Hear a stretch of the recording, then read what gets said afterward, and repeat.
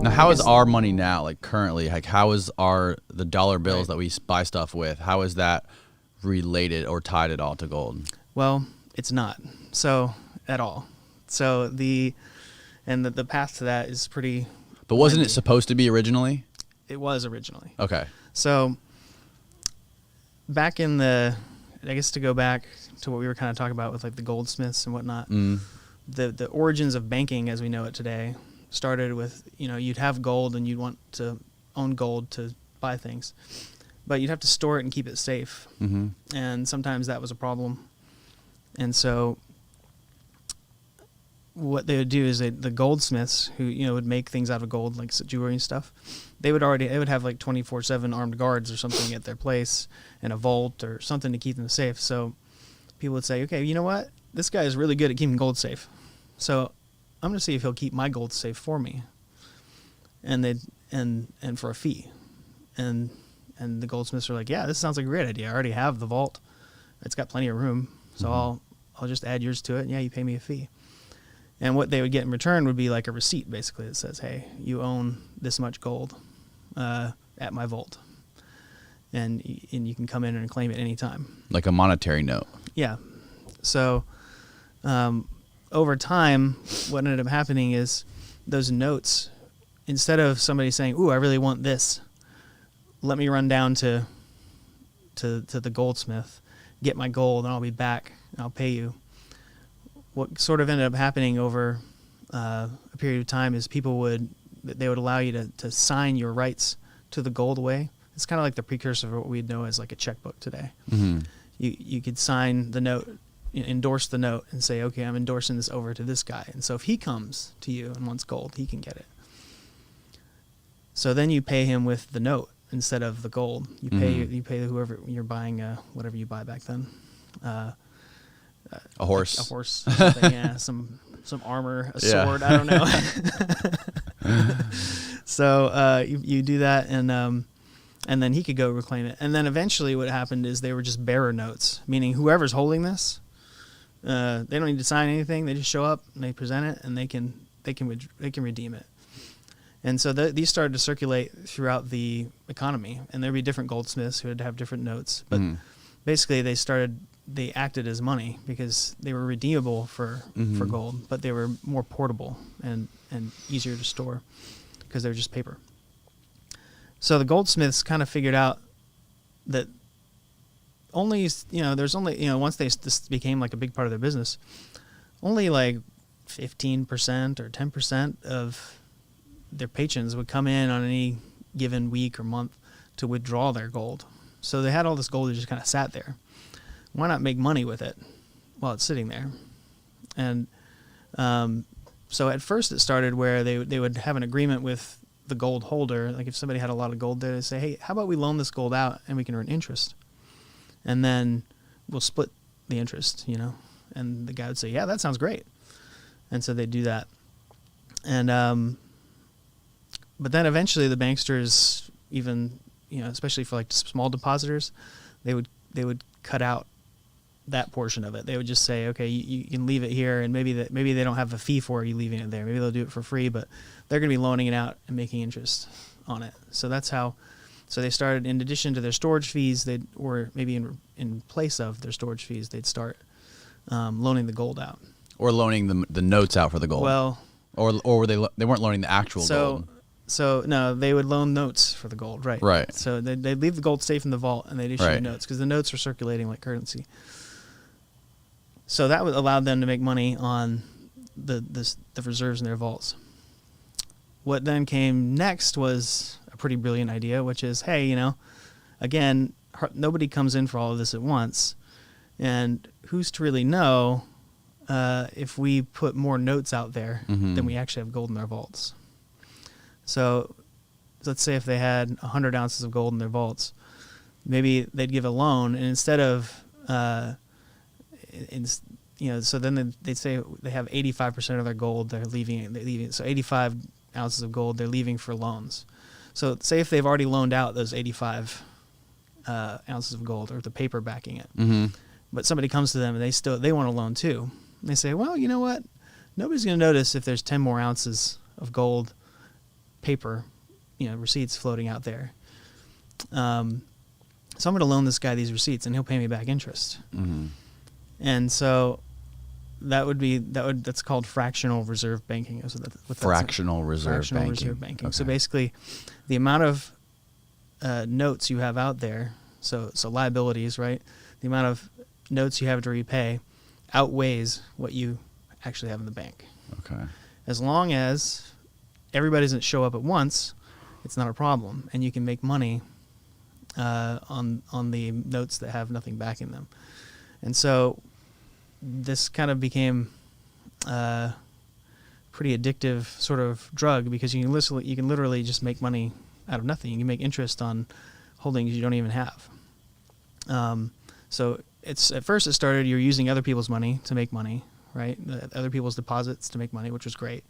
But then it just kind of went to this next level where you can, based on your reputation, and your notes circulating in the economy, you can just push them out there, and people will still circulate them. And so, bankers could have in the past inflated, to double or triple the amount of notes they'd have based on the gold they would have in the bank. Yeah, and what would happen is then you'd get what's called bank runs, which people may have heard of. Bank runs? Bank runs. Okay. So basically, if the word gets out that they're a dishonest banker or whatever, and they've put out way more notes, way more paper than they have backing it, what are people going to do?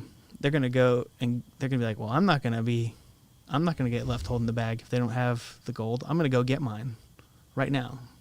And they show up, and they want the gold, and then eventually they run out, and then you still have a line out the door of people with the receipts, and they collapse and fail, right?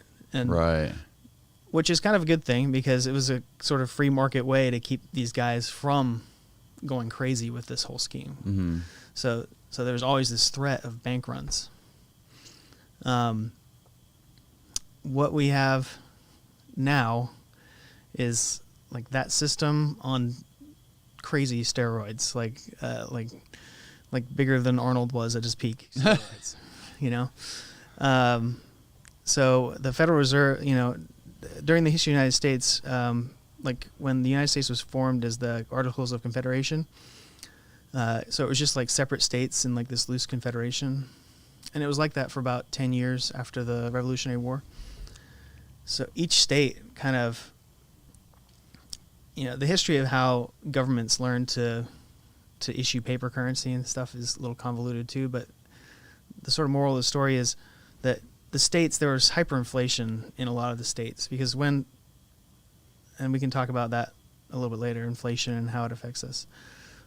But what they kind of learned, the founders learned through experience, was that really this whole government printing money thing didn't really work that well. And so in the U.S. Constitution, it's actually in there that only gold and silver shall be money in the United States of America. Mm. And so that was the case for a while. We had two central banks. One was called, I think, the Bank of the United States. It was founded in like 1800 or something like that. And then its charter ran out. And then Andrew Jackson, there was a second Bank of the United States that was chartered as well. And Andrew Jackson quashed that one. It's something he's kind of famous for. It's kind of a crazy story. And then we didn't really have a central bank until 1913. And actually, I just went to a conference on Jekyll Island last week, which is an island off the coast of Georgia. It's a little barrier island. It's, I think, actually the smallest one. It used to be a retreat that J.P. Morgan owned in the 1800s. It was the Jekyll Island Club. And there's this book that everybody should read by a guy named J. Edward Griffin called The Creature from Jekyll Island. And it's basically like the comprehensive history of the founding of our Federal Reserve. And it was founded, the reason it's called The Creature from Jekyll Island is that it was like they got together, a cabal of guys, some senators and some big bankers got together on Jekyll Island in 1910, and they basically drafted what would become the Federal Reserve Act that created the Federal Reserve Bank, which is the Fed. We know it as the Fed. So that's why you guys did your conference there? Yeah, so there was a conference there. Actually, yeah, there was a conference there over the weekend. It's kind of, a fun thing to go. And there, if you go to the Jekyll Island Club, there's a Federal Reserve room, and there's a plaque that says, "In this room, the Federal Reserve was, drafted or Jackson drafted."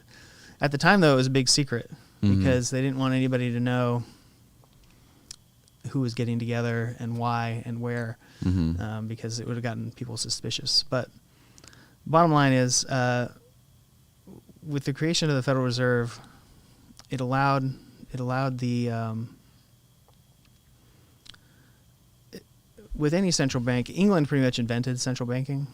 They had the Bank of England. It was like the first central bank, and the Federal Reserve is pretty much a copycat of that. And what it allows the government to do is this whole fractional reserve system. So, the government has a certain amount of money, and that the Federal Reserve will hold that money, like the gold, literally gold. There's literally gold in the Federal Reserve? Well, there's debate about that too, but there definitely has been in the past. So, Fort Knox is where the Treasury supposedly holds a lot of its gold, and then also the Federal Reserve Bank of New York, I think, has a big vault. There's supposed to be a lot of gold in there too. So, so you have this gold. Before 1913, only gold and silver was money in the United States. So we had silver coins, so the quarter, the nickel, the dime. Well, not the nickel. The nickel's made of nickel, but the nickel. Sorry, the dime and the quarter, the half dollar, the dollar, were all silver coins, pure silver. Well, like 90% silver, I believe. And then we had what was called the Morgan dollars, which were these big gold. They're big gold pieces, and these actually circulated as money. We also had banknotes that circulated and stuff like that too, before the Federal Reserve. But when the Federal Reserve was founded, what we had is this ability of the government to. The way the government funds itself is with taxes, up to that point, and debt. So the government issues bonds. And I'm sorry, I know this is I feel like this is like the feeding you with the water hose here. No, it's okay. No, it's okay. Skipping over like so much stuff. No, it's good. But the government makes money, raises money with bonds, which is basically debt. Okay. So people buy the bonds, during the war, you heard about like World War II, buy your war bonds to help pay for the war and stuff like that. Okay. And so they'd sell them to private entities, basically. And so people would buy the bonds, and they would yield a return. That was a way the government could raise money for projects and stuff like that. Well, what the Federal Reserve can do is they can buy bonds as well. So they're like a bank, but they're chartered by the Congress, actually. So they're like a hybrid sort of organization. So it's a private bank, but it's chartered by Congress. So they have special privileges. And they can buy the government's debt. And this is kind of getting to how it works today. But when they buy the government's debt, they issue the government dollars for that debt, right? But they literally just print the money for that debt to the government. So they say, okay, thank you, government, we'll buy $1 billion in treasury bonds from you, sure. And then they'll send the U.S. Treasury $1 billion US, $1 billion Federal Reserve notes. They're called Federal Reserve notes. Those Federal Reserve notes they literally just print them. Well, these days they don't even print them. It's just like a data entry. So, so kind of the brass tacks is that when the government needs money, so let's just use you want to know about today's money. When the government needs money for stimulus checks, right? For people, right? They don't say, okay, how much taxes did we raise this year? Can we afford this? How much money did they spend on the stimulus checks this year? Something in the trillions. Yeah, well, it's like $1 trillion or $2 trillion or something. Right. So when